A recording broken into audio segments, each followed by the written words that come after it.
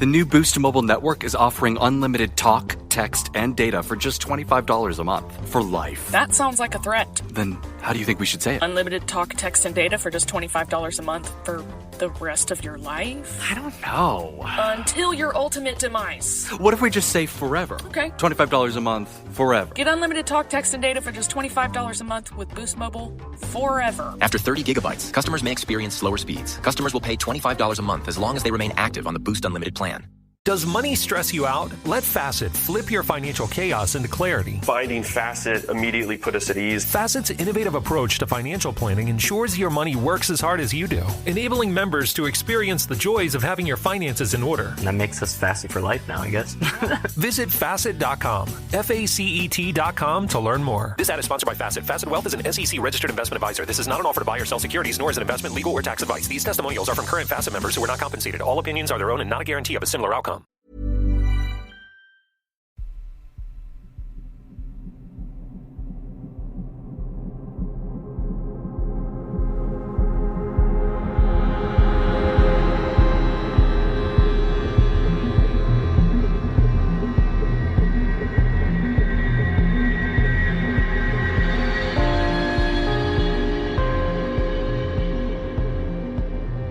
Hello and welcome to episode number 248 of Real Life Ghost Stories.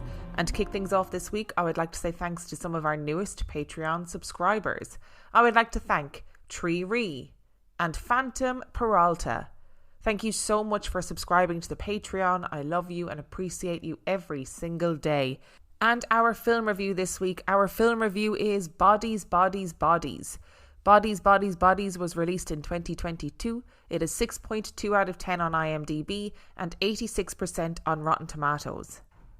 Nervous about meeting the smug, wealthy friends of her rehabilitated girlfriend Sophie, timid newcomer B arrives late to a booze-addled, drug-fueled hurricane party at Board David's Georgian Greystone Manor House. As the storm rages outside, the party gets started, and the group of spoiled Zoomers gathers around the host in the family's mansion's luxurious drawing room to play a compelling find-the-killer murder mystery game with the lights off. But it's all fun and games until someone loses an eye. And when one of the players ends up dead, mass hysteria takes over, and the petty, narcissistic backstabbers start to turn on each other. Now cut off from the outside world, their lives depend on figuring out who's behind the frantic outburst of senseless, bloody violence. However, as bitter rivalries flare up and old wounds reopen, how can David's self-absorbed guests survive the night? As always with these film reviews, I'm going to start with my likes, and I'm going to admit something to you all, because I do try and be honest and transparent on this podcast where I can. I'm also very aware that I say transparent and transparent interchangeably, and it probably really annoys people, but it's who I am, okay? I'm nothing if not shaky on the foundations of my grammar and pronunciation. So, going to be honest, I chose to watch this film because I fancy Pete Davidson. And that might be a shock to some people. You know, you might look at me differently. You might think Pete Davidson really, but I really fancy Pete Davidson. So I think it was like Monday or Tuesday morning, and I was doing my standard, okay, it's time to sit down and watch this week's film review. And I thought, you know what, I'm going to watch a bit of Pete Davidson. And to be honest, I was pleasantly surprised by this film. It's actually just really fun. There you go. Okay, if you liked films like Ready or Not, then you will like this. So as the description says, like, all of the characters are, to be honest, deeply unlikable, but yet likable at the same time. So they're all these like spoiled Zoomers, and unfortunately, while watching it, I could see elements of myself in them, which made me cringe. And I think that was the point. Weirdly, it reminded me of this show called The Ultimatum. I don't know if you guys have seen it, but it was a reality show on Netflix, and it was called The Ultimatum. And basically it was a load of couples, all women, who had given, so one of the person in the couple had given the other person an ultimatum, being like, either you propose to me or we break up, right? Which is obviously incredibly healthy in any relationship. Anyway, we're not even going to get into that. And in that TV series, I was obsessed with it, loved it, watched it. Haven't watched the heterosexual version. But anyway, in the TV series, everybody spoke in a really therapized way. So there was a lot of like, I see you, I hear you, I value what you are saying, but then they would absolutely not see or hear or value the other person's feelings and go and do something terrible anyway. And it used to make me laugh so much when I was watching it. And I feel like this film does a lot of that, where you where you have this really well written satire of people being really therapized, people being really hyper aware of their own feelings and sort of pseudo aware of everybody else's feelings. And actually, when you're trying to write that satirically, I think it often comes across really cringy. But I thought this was well written, and the satire is heavy and it is clear. And all of these therapized conversations are like eye-rolling and also embarrassingly relatable as somebody who's had a huge amount of therapy. Like, yeah, it tickled me the whole way through, as well as making me go, oh, God, I'm a bit of a dick, really, aren't I? And I'm not sure if this was the intention of the film, but I actually thought there was a genuinely interesting conversation within the film around friendships that are mostly based on shared history. So there was a lot of reference to that in this film, that, you know, these friends have been friends for a really long time and they have grown up together, but also inevitably grown apart, and they stay friends because of that shared history. And actually, should they really be friends at all? And that really, like, I thought that was a really interesting thing to look at within a film. I don't know if that was the intention, but it did feel really pointed and really poignant. Like, there is a moment where one of the characters literally says, I am only friends with you because of the weight of our shared history. And I thought, oh, that's good. Because friendships are complicated, and, you know, friendship groups are complicated, and you can have moments with your friends where they absolutely drive you bananas and moments where you love them to death. And I do think that this film kind of explores that really interestingly. And as you can imagine, it just, you know, the film just becomes a classic whodunit. You're trying to figure out who is the murderer, like who is the person that has killed the person during the game of bodies, right? You're like, shit, who has done this? And honestly, I couldn't guess it. Like, I spent, you know, lots of the film being like, oh, I think it's that person. And then I'd be like, oh no, actually, I think it's that person. And I didn't anticipate what was going to happen in the film. Like, I liked the ending a lot. I thought it was a really fun, brave ending. And I thought it added a huge amount to the film. And I genuinely was kept guessing the whole way through as to who the murderer could be. And it's not often that you can say that. I've seen so many horror films over the years that I often can predict what's going to happen quite early on. And then I'm like, oh, for fuck's sake, this is boring. Because they, you know, are often very formulaic. But this wasn't. And in terms of dislikes, right, it was fun. But it didn't really add anything new until the ending. And I don't know if the ending fully redeems that. Like I said, you know, the characters are deeply unlikable at times. And this is essentially a satire of Gen Z, right? So there's a distinct possibility that you may find this insufferable if you are Gen Z. And you also might find it insufferable if you are not Gen Z. You know, you might be like, actually, I can't cope with this level of satire and it's really annoying. The film is also very short. It's essentially an hour and a half, which is a good thing, because I was getting to a point where I was sick to death of watching girls scrapping and wrestling. There are numerous scenes of girls wrestling, writhing around, trying to get weapons off each other, like that kind of thing. And I was sort of like, there's been a lot of this now. There's been a lot of wrestling, and I sort of have had my fill of it, and I don't need to see any more wrestling, thank you. So I did get to a point where I was like, okay, I am getting bored now, so please end. And thankfully it did. So I don't think it's a good thing to be saying about a film that it is mercifully short, you know, that I was starting to get bored and I was glad that it finished. But I mean, fundamentally, this film isn't going to change your life, but I feel like it's a really good, get your friends round for an evening, have a few drinks if you're into that kind of thing, have some snacks, watch it, try and guess who the murderer is, laugh, have a good time. Like, it's definitely a fun watch. and it was definitely entertaining. And there were times when I laughed out loud, and also times where I probably audibly winced, cringed, intake of breath as I saw myself reflected back at me on the screen, and not in a good way. And to be clear, I don't mean that I'm a murderer. I just mean that I'm sometimes insufferable. To be honest, I'm going to go ahead and give this film 3.5 stars. It's fine. It's entertaining. It's fun. Give it a watch. You'll enjoy it. The new Boost Mobile network is offering unlimited talk, text, and data for just $25 a month for life. That sounds like a threat. Then how do you think we should say it? Unlimited talk, text, and data for just $25 a month for the rest of your life? I don't know. Until your ultimate demise. What if we just say forever? Okay. $25 a month, forever. Get unlimited talk, text, and data for just $25 a month with Boost Mobile forever. After 30 gigabytes, customers may experience slower speeds. Customers will pay $25 a month as long as they remain active on the Boost Unlimited plan. Hey, I'm Ryan Reynolds. Recently, I asked Mint Mobile's legal team if big wireless companies are allowed to raise prices due to inflation. They said yes. And then when I asked if raising prices technically violates those onerous 2-year contracts, they said, "What the f*** are you talking about, you insane Hollywood ass f- So to recap, we're cutting the price of Mint Unlimited from $30 a month to just $15 a month. Give it a try at mintmobile.com/switch. $45 up front for 3 months plus taxes and fees. Promo rate for new customers for limited time. Unlimited more than 40 gigabytes per month. Slows full terms at mintmobile.com. Hey, true crime fans. Tired of ads interrupting your gripping investigations? Good news.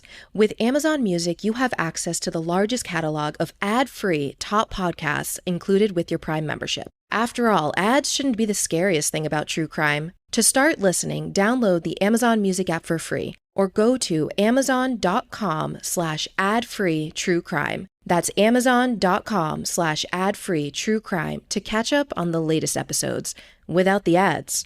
Explaining football to the friend who's just there for the nachos? Hard. Tailgating from home like a pro with snacks and drinks everyone will love? An easy win. And with Instacart helping deliver the snack time MVPs to your door, you're ready for the game in as fast as 30 minutes. So you never miss a play or lose your seat on the couch or have to go head-to-head for the last chicken wing. Shop Game Day faves on Instacart and enjoy $0 delivery fees on your first 3 grocery orders. Offer valid for a limited time. Other fees and terms apply. Which brings us swiftly to our story this week. Now, this story was one that I came across randomly, and considering it seems to be so hugely investigated and there were so many reports made about it, I'm surprised I haven't come across it sooner. Like, I had never heard of this before. So we're gonna dive straight into this story, and as always, all of the links to where I got my information from are linked in the description of this episode. So let's get into it. Romania is a large country in the southeast of Europe. And in the south of Romania, there is a small region called Talpa. Talpa is rural with a relatively small population. And on the 24th of May, 1913, Elenor Zugan was born. And our story begins when Eleonore was 11 or 12 years old. Nothing of note had really happened in Eleonore's life up to that point that we know of. She was an average girl who was living the average, simple peasant life in Talpa. There was no indication that her life would take the bizarre twist that it did. In February 1925, Eleonore was sent to stay with her grandparents along with a few of her cousins. And I suppose it's important to point out at this stage that rural Romania in the 1920s was a superstitious place.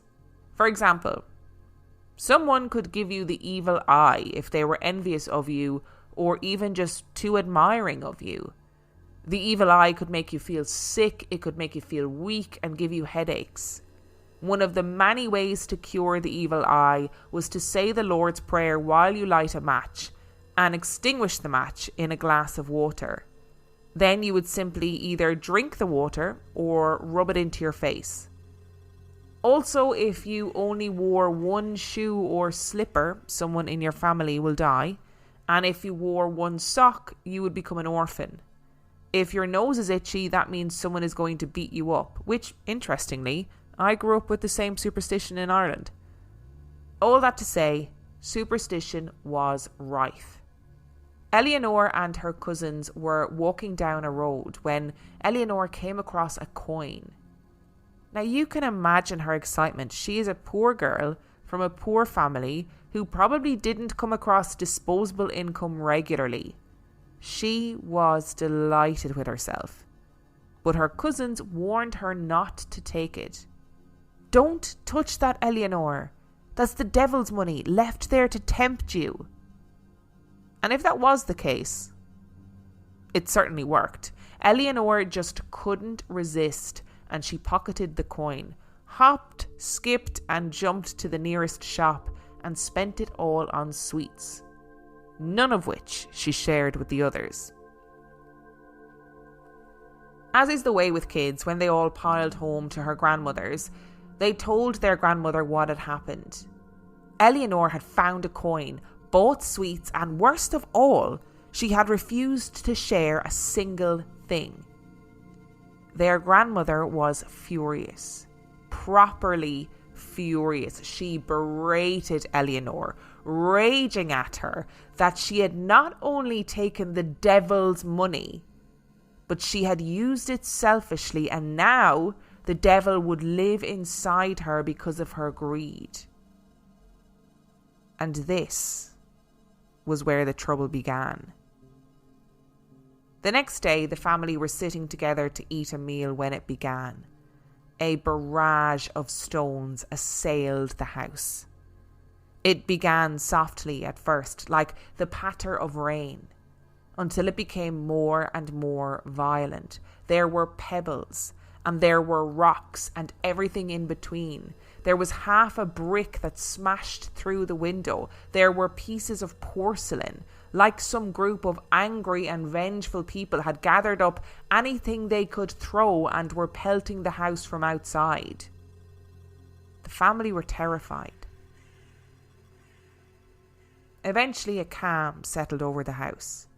The onslaught ended, and the family gingerly stepped out of the house to see who could have been responsible for the attack. There was nothing, and no one. And when they returned back inside, Eleonore was sitting where she had been, frozen in fear, with rocks and debris gathered around her, as though the attack had been aimed solely at her. In the following days, Eleonore seemed to be constantly under attack. Everywhere she went, objects seemed to move. Objects would fly off shelves and land at her feet or hit her. The family were naturally horrified, as were the local villagers, many of whom witnessed the phenomena. The grandmother's first port of call was obviously the local priest. He attempted to conduct an experiment to ascertain where the stones were actually coming from, to try and solve the mystery. He established that the stones were wet, and therefore they must have come from the local stream. He marked one of the stones and returned it to the stream, and allegedly, the same stone with the same mark appeared in the house again moments later. The priest believed that something evil was attacking Eleonore. Something evil was in the home. She was sent back to her parents, but the change in location did nothing to alleviate the paranormal activity. Rocks continued to sail through windows and pelt her family home. There were reports of objects levitating. A saucer flew across a room and hit a guest on the head. Large potatoes materialised and in one instance sailed across the room and struck Eleonore's father painfully. Furniture would vibrate, shake and bounce around. And all of this only happened in the presence of Eleonore. She would wake up with bite marks and scratches in places on her body that she was physically unable to reach. The priest was called, and his experience was recounted by noted paranormal investigator Harry Price. Soon after Eleonore had entered his room, an iron vessel which had before been placed on a stand, suddenly burst into many pieces. Immediately afterwards, an earthen vessel which had been on the hearth also burst. The splinters were thrown into the court. Scarcely had the people recovered from the shock when both inner windows broke, and one of the splinters fell into the room. The outside windows remained intact. During these events, the old priest, his son, and the school teacher were all present. All, startled, ran out of the room. The teacher, looking through the window, alone saw a big chest, which stood against the wall, moving backwards and forwards, as well as from side to side of its own volition. Only one young man, Joan, a staffy, had remained in the room. When he saw the chest moving, he stopped it, saying, "Wait, devil! I see you cannot do it alone. I will help you." At this very moment, a plank, hidden in a corner, sprang upon the young man and injured him. Then all again entered the room, and one of them proposed going on a pilgrimage to Saint Johannes at the convent of Suczava. The name of the saint being pronounced, a stone was thrown against a picture of him that hung on the wall, destroyed the picture, and remained lodged in the wall. Only the teacher was sufficiently courageous to remain in the room. He sat opposite a bench on which was a can of water. Suddenly, this can of water was levitated 18 inches, described half a circle, and came down on the other end of the bench without spilling a single drop of water. Not knowing where to turn, Eleonore was sent away to the convent of Gorave near Talpa. But matters only intensified. Eleonore seemed to be attacked repeatedly by unseen forces. Her body was thrown around like a rag doll. She would growl and snarl like an animal, and she was seen levitating. The convent could not help her, and so Eleonore was sent to an asylum. But there was no help to be found there either.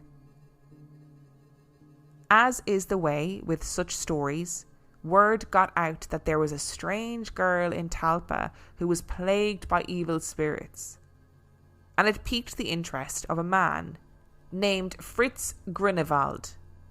Grunewald was an eminent German engineer and parapsychologist. He was deeply interested in the paranormal, but was not a spiritualist. He managed to get Eleonore moved from the asylum and back to the convent so he could study her. And he wholeheartedly believed that the phenomena was real and not a hoax. He died just 3 weeks later, but had written a report which was published posthumously. This is just one of the incidents that Grunewald reported. This incident was told by the local schoolmaster. I decided to turn my gaze on a selected object. I fixated on a water jug, which stood below the window on a big stool and leaned obliquely against the wall. The jug was full of water. After about 5 minutes, I saw the jug raise slowly upwards about half a metre. After it had raised itself from its leaning position, then it went in a slanting decline onto the other end of the stool, where it remained standing upright. Not a drop of water was spilled. All the people in the room saw this with their own eyes, so that it was impossible that one of us could have moved the jug with his hands. At this point, Eleonore was sent to live with a rich countess in Vienna named Zoe Wasilko Serecki. She had been following Eleonore's case closely and was keen to study her further.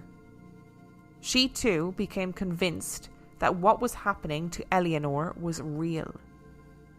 The Countess had Eleonore assessed by a doctor who concluded that Eleonore was completely healthy, aside from having extremely sensitive skin. Eleonore accompanied the Countess on a 5-month-long trip of England and Germany, during which time the Countess logged every single strange incident. There were 3,060 incidents, with 884 being witnessed by others. While in Vienna, Eleonore was observed by Harry Price, the famed paranormal investigator. According to the PSI Encyclopedia, Price describes one incident as follows. At 5:43, when I had my eyes fixed on both the girl and the Countess, a steel stiletto, with handle about 10 inches long, used for opening letters, shot across the room from behind me and fell against the long-suffering door already mentioned. I instantly turned around, but there was nothing there. If I had been standing a little further to the right, the stiletto must have struck me. I am positively convinced that Eleonore was not normally responsible for the flight of the paper knife, and that no one was nearer to it than about 12 feet. I reiterate that Eleonore had both hands occupied, and that I was actually watching the girl and the Countess when the paper knife was projected. A short while later, the following incident occurred. At 5:58, I saw a flash in front of me, at the same moment as something dropped upon the top of the low bookcase. We had once investigated and found that a small mirror had been thrown over the partition from the bedroom side. The usual position of the mirror is on a small table beside the Countess's bed. Again, I positively state that no one in the room could have projected the mirror across the partition. I, of course, immediately searched the bedroom portion and saw where the mirror had been reposing, but found nothing abnormal. I reviewed in my mind the various ways that the mirror could have been projected normally, such as wires, threads, spring releases, rubber bands, compressed air, etc., etc., but nothing was visible that could have caused any movement to the mirror. And another incident. To the right of me was a small table which had been moved for some purpose, and my hostess asked Eleonore to push it up close to the wall in its accustomed position. While I was watching the girl do this, and when both of her hands were actually on the table in the act of moving it, we heard a terrific crash on the other side of the partition. It was 6:23. We three at once went into that portion of the room and found that a large black cloth dog, fairly heavy, had been thrown from the study side of the room over the partition and had fallen upon the raised handle of the coal scuttle. It was the noise of the handle falling that had caused the clatter.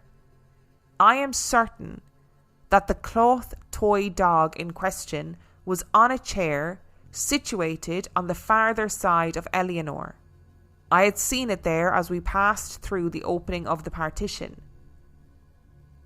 Price considered that from his position he ought to have seen the object in flight, as it was large and well within his line of vision. But he stated, "The Countess had previously impressed me that one did not see the flight of the projected objects.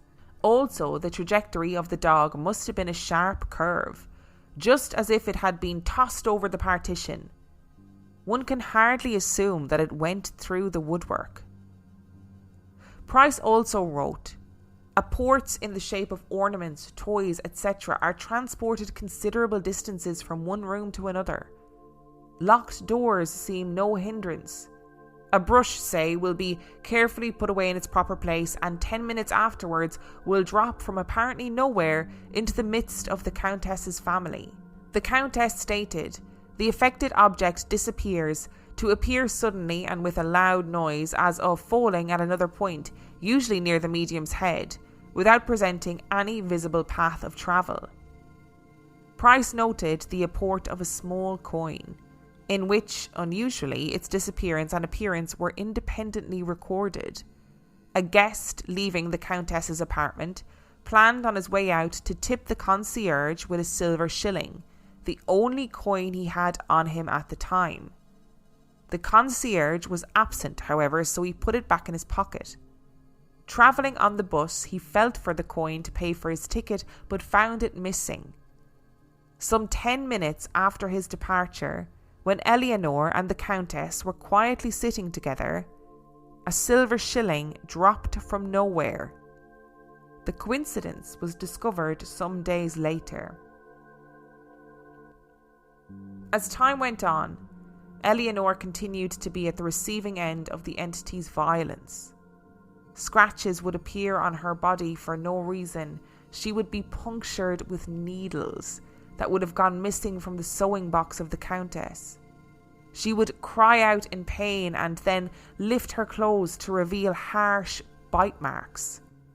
There was no evidence that Eleonore was inflicting these bite marks on herself, and when some of the bite marks were found to be wet, the substance was analysed and held different microorganisms to those in Eleonore's saliva in her own mouth. Witnesses stated that Eleonore's hair would rise up and then jerk her head as though someone was pulling on her hair violently. Harry Price was so fascinated by Eleonore that he had her brought to London, and she was observed under laboratory conditions. According to Mysterious Universe, in September of 1926 they arrived in London, and the girl was brought to the National Laboratory of Psychical Research, where she would spend hours on end under observation and baffle all who saw her. According to Price, numerous unexplained phenomena were observed during this time, including moving objects that would go missing only to suddenly appear from nowhere, including dropping from the ceiling, and objects vanishing from locked cupboards and reappearing out of thin air. Some of these phenomena were witnessed under normal conditions, but others were observed under strict laboratory conditions. On one such occasion, Price tells of a franc coin that was observed to move across a table to fall to the floor with no one less than 13 feet from it. There were also continuing instances of physical attacks on the girl, such as bruises, scratches, and bite marks. Perhaps the most disturbing of these were the teeth marks that would appear, sometimes in full view of witnesses. Of course, there were naysayers, as there always are in these cases. But we will explore that later. What's important now is, how did the story end? Well, it ended as suddenly as it began. Eleonore got her first period. That was it. She got her first period, and the phenomena stopped. The Countess helped her to train as a hairdresser and manicurist in Vienna, and then Eleonore returned home to Romania. She had been gone for over 2 years. Eventually, she got married. She had no children. She was widowed and had a strange return of the phenomena, which the Countess speculated was right around the time that she started menopause. Oh my God, I loved this story so much, right? I'd never come across this story before. I don't know how I'd never come across it, but I adored it. There are so many witnesses to this story. Everybody's seeing mad shit happening. So let's go back to my thoughts chronologically as I was writing this. So first of all, Romanian superstitions are great, right? If you get a chance, go and look up lists of Romanian superstitions, and they're really good fun. And I was quite touched by how many Romanian superstitions are actually really similar to Irish ones. Like I said, if I have an itchy nose, or if somebody I know has an itchy nose, I will always say to them, oh, that means you're going to have a fight with somebody. Not necessarily. The Romanian one was like, you're going to get beaten up, which is kind of similar, but that always growing up, we were told if you've got an itchy nose, it means you're going to have a scrap with somebody. And I don't know if other Irish people like thought that too, or had that same superstition thing, or if it was just like an Irish thing. or not an Irish thing, or if it's just a Laois thing, which is where I'm from, or even if maybe it's just my family thing, I don't know. So like, to give you some more examples, firstly, I love the idea of the evil eye, because there's a fine line for me between jealousy and admiring somebody. So I like that you can give somebody the evil eye. That was one of them, right? There's like, if you break a glass in Romania, it means that your bad luck breaks away, but you can't break the glass on purpose. Like, it has to be unintentionally, it has to be accidental, and then that means that you've gotten rid of any bad luck that you have. And if you break a mirror, you get 7 years of bad luck, which is similar in Ireland, and I think pretty sure similar in lots of places. Love the one where it's like, if you only wear one shoe or slipper, then somebody in your family will pass away. But how'd you even get there? How'd you get to that point if you're rocking around with one shoe or slipper? Nobody's making that choice consciously. Nobody's being like, I've got 2 shoes, but if I put one on, that might be a good look for today. And then they're like, oh shit, no, actually, if I do that, one of my family will die. I don't think that's happening ever. So I'm curious to know where that one came from. If a black cat crosses your path, something bad will happen, but you can undo the damage if you take 3 steps backwards. If your right hand is itching, you will receive money. But if your left hand is itching, you will spend money. And if your feet are itching, that means you're going to go on a trip soon. And like I said, if your nose is itching, that means somebody's going to beat you up. And in Romania, apparently, it's not Friday the 13th that you should be scared of. It's Tuesday the 13th. And the lists go on and on, as they do. And I, love a bit of a superstition. And I do often wonder, like, where in the world do these superstitions come from? Like, I've got an itchy nose, that means you're going to get into a fight with somebody. Where did that come from? But aside from superstitions, there was obviously this superstition about picking up a coin on the road, and I couldn't find any like specific superstition pertaining to that, but I probably wasn't Googling the right thing. So, and superstitions are many and may not still stand to this day, but I imagine there was some sort of superstition about picking up a coin in the road and the devil has left it there, right? And obviously, if you're a peasant girl and you find a coin, you best believe I'm picking it up. I'm buying sweets. I'm not sharing it with all those people who are like, don't pick up that coin. I'd be like, yeah, whatever. Don't have any sweets then, fine. And also imagine the fear then that she then is told, you've swallowed the devil and the devil is always going to be with you because you took that coin and ate those sweets. Obviously, that must be petrifying. And that does come into play later on. And kind of chronologically, the next thing that happens is the stones barraging the house. And I did think it was interesting that the priest came in and the first thing he did was like, well, let's do something logical. Let's do an experiment to try and see where these stones are coming from. And I was here for that. I was like, okay, you didn't just, fling her into a pit and be like, she's cursed. Wet and damp stones come up a lot in stories like these. When there was the story of the poltergeist in Connecticut, no, it wasn't Connecticut, in Hell's Acre, wherever that was, the episode was relatively recent. And in that story, the house was also, assailed with stones. And there was a wee girl in the house who was accused to being, at the centre of it. And I'm pretty sure the grandmother in that story was from France. Maybe she was French. And she was accused then of, old ways, old magic. But the stones in that story, I think, were also wet. They were damp. So, I understand the priest being like, I think they've come from the stream. Let's mark the stone, put it back in the stream and see what happens. Now, my question would be, right, if you're hoaxing this, if you're, Eleonore, you're an 11 or 12-year-old girl, whatever age she was, and you're hoaxing this, did the priest show everybody in the house what the mark on the stone was? Did he go, haha, look, I'm going to mark this stone with an X and go out and put it in the stream, thus giving Eleonore, if she's faking it, time to, get another stone, because she's obviously got them hanging around if she's faking it, get another stone, mark it, and then it miraculously appears back in the house again. But that bit of cynicism doesn't explain the apparent and alleged, absolute force with which this happened, that the house was being pelted with stones, like windows were breaking, half a brick being flung in the window. Like, the stones and stuff were coming from the outside, apparently. So that doesn't explain that part of it. But I did feel completely devastated for her. You know, she's a child. She's sent to a convent. You'd like to think she was treated well in the convent. But then being sent to an asylum.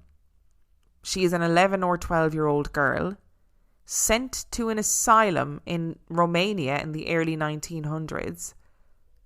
Like, she must have been fucking terrified.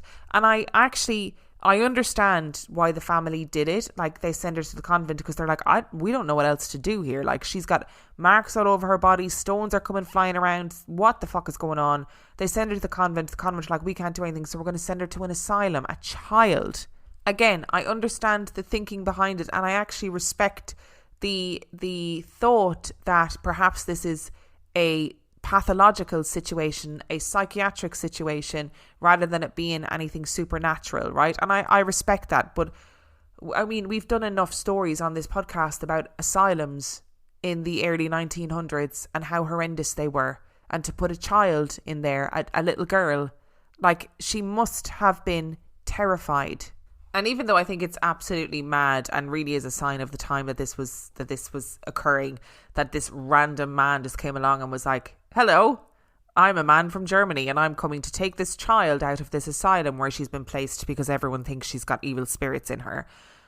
And then they just gave her to this rich countess. As I said, I fully understand times were different.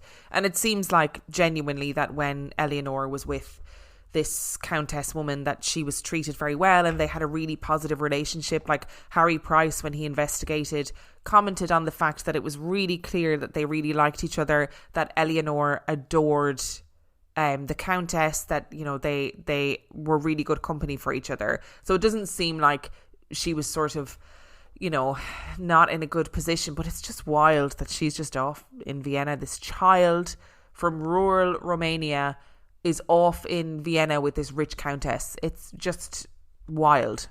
And here's the cynicism in me about this story, right? If you're this little girl who is from a peasant family, from a poor family, and suddenly you're with this rich countess and you're traveling to like England and Germany and you're eating properly and you're having a really nice time. If you are faking this, you have every reason to keep faking it. Right? She is probably having a really nice time. She's got all these toys to play with. She's got all these things to do and these people that are fascinated by her. And Harry Price comments at one point being like, you know, she's obviously intelligent. She is healthy, like intellectually she seems to be, you know, fine. And he was like, but she's really fixated on playing with these toys. Like, she plays with rabbits, she plays with ping pong balls, she plays with all sorts of things.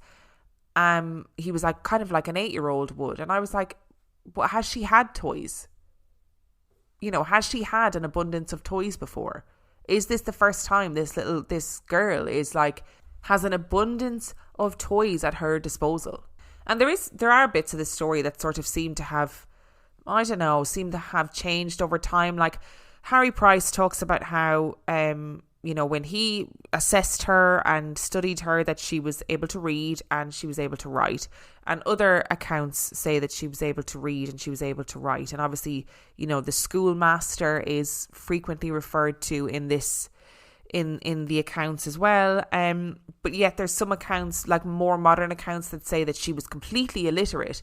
So when they did automatic writing, it was a shock that she was suddenly writing in Romanian. But I don't know if that's true. Like, I don't know if she wasn't able to read and write. It seems that she actually was able to read and write, so that doesn't seem to be like this big dramatic paranormal part of the story that people think it is. And like I said, you know, if she was going to be faking it, swanning around with the countess, seemingly having a good time, would be a reason to keep faking it. And interestingly, the countess actually logged every time she caught Eleonore faking things. And it did happen. So alongside her meticulous recording of all of the strange things that happened, so 3,060 things over the space of time that Eleonore was with her, which was 2 years. And that was including the time that Eleonore had stopped having weird paranormal activity and had gone to train to be a hairdresser in Vienna. So, you know, over the space of months to a year, 3,060 things happened. That's multiple things per day. The Countess recorded all of the times that she caught Eleonore faking things. And it seems that if Eleonore thought that people weren't watching her, she would fake things. And that really reminded me of Enfield, where the girls in Enfield, where Janet specifically, you know, as she got older, she said, yeah, we faked some of the stuff. I can't remember what the numbers were that she used. I think she said like 90% of the stuff that happened was real and 10% of it was faked.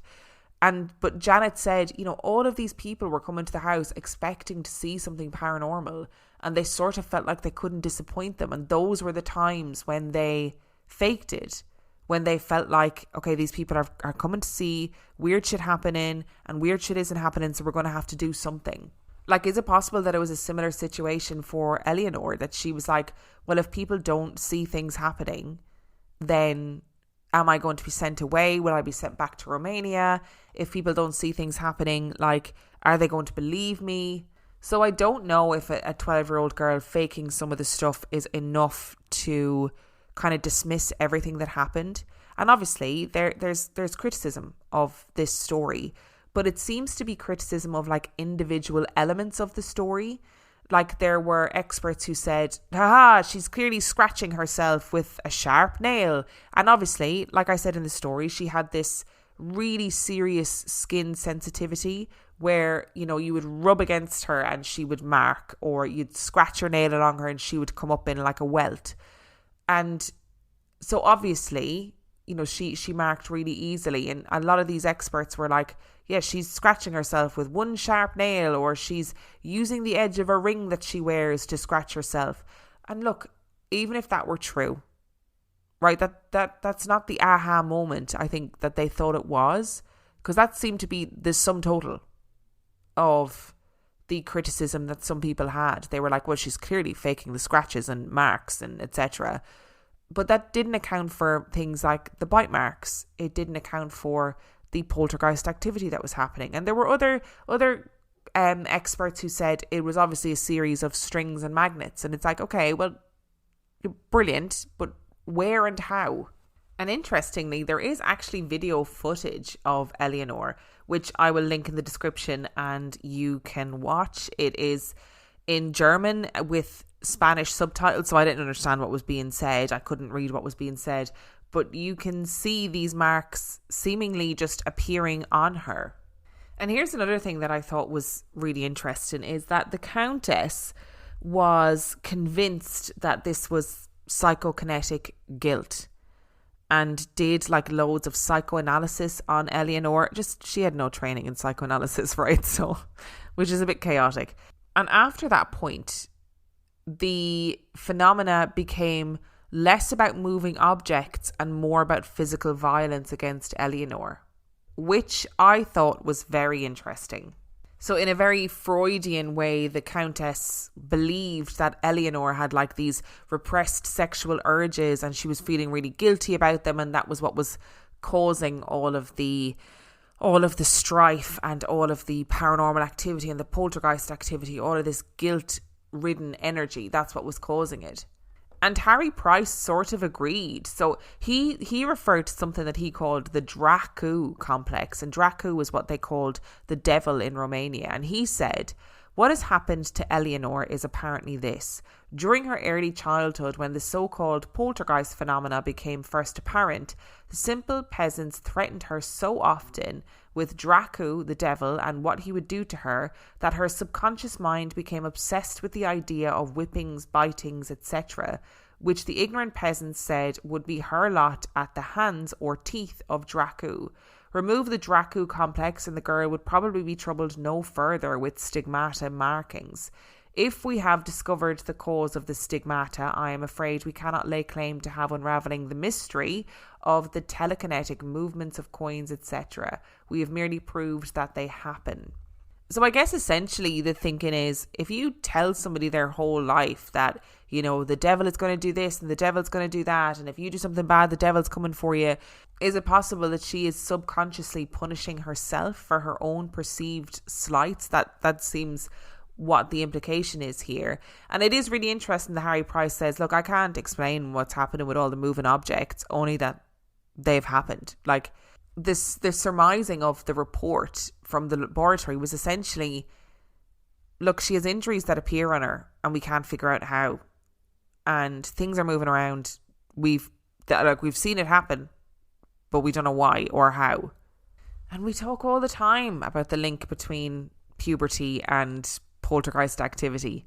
Imagine having a reproductive system that's that powerful. And you know what, as somebody who suffers from polycystic ovary syndrome, I can tell you now, I'm not surprised.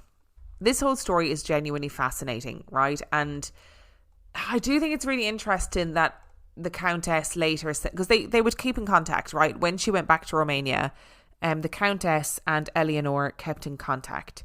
And it was the Countess that said, I think that the weird shit came back just around the time that she started menopause. Which, again, is a huge overhaul and a huge change for your reproductive organs. And I guess the final and fundamental thing to say is, right, it is important to recognise that Harry Price was in the business of making money. We know that from the story of Borley Rectory, right? He wanted to make best-selling books. That's what he did, and the story of Eleonore was included in one of those best-selling books. So I think it's always important to remember that in stories with Harry Price, he often had an eye to making money. And of course, we're assuming in this story that everybody is telling the truth, and I think they are. I think the amount of people that are involved in this story and the amount of people who see things, I think they are probably seeing weird things. Does that mean that they weren't things that were, you know, orchestrated by other people? I do think that if science came out and said, we have discovered that prepubescent girls, you know, as they're hitting puberty or just before they hit puberty, whenever it is, that, you know, they develop some sort of psychokinetic power in extreme cases and it's wild. We don't really know why, but it happens. I honestly wouldn't be surprised. I would not be surprised. And it's also important to point out that there were some sources that referred to weird things happening in Eleanor's childhood, like prior to the coin at the crossroads, or the coin at the road. I don't think it was a crossroad. The coin on the road incident, where there was like one source I read that said that she, like, things that she said would happen would come true. Like, one of her cousins was beating her up and she was like, if you don't stop doing that, you're going to run naked through the streets. And then he hit her, and next thing you know, he's running naked through the streets. You know, weird stuff like that. I don't know how accurate those bits of information are. You know, were they added later for dramatic effect? I don't know. That's you can read up on them and decide. Thank you so much for listening to today's episode. And of course, if you've got a spooky story that you would like to share, you can do so by emailing it to reallifeghoststoriespodcast@gmail.com. You can also check out the website, reallifeghoststoriespodcast.com. And if you are desperate for some extra content, you can subscribe to the Patreon. That is patreon.com/reallifeghoststories, where for $5 a month or $2 a month, you get access to heaps of extra content, as well as every single main and mini episode completely ad-free. And on that note, I shall see you next time.